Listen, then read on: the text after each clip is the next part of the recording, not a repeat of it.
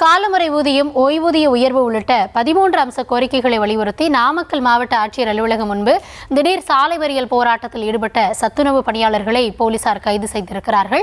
அந்த கள நிலவரத்தோடு நம்முடைய செய்தியாளர் கௌரிசங்கர் இணைந்திருக்கிறார். கௌரிசங்கர், கள நிலவரம் என்ன?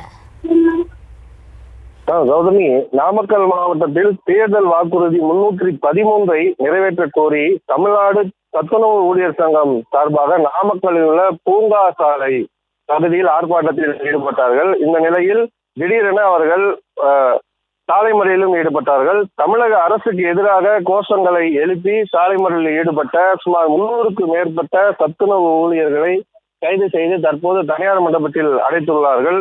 குறிப்பாக தேர்தல் வாக்குறுதி அறிக்கையில் 313 குறிப்பிட்டு உள்ளவாறு சத்துணவு ஊழியர்களுக்கு காலமுறை ஊதியமும்,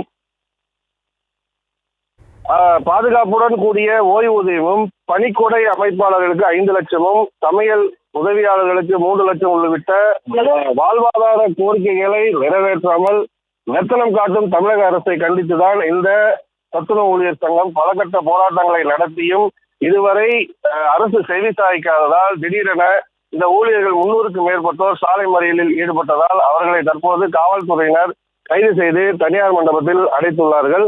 இந்த பரபரப்பான பஸ் நிலைய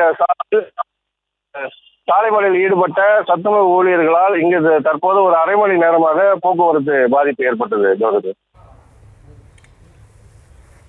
விவரங்களுக்கு நன்றி கௌரிசங்கர்.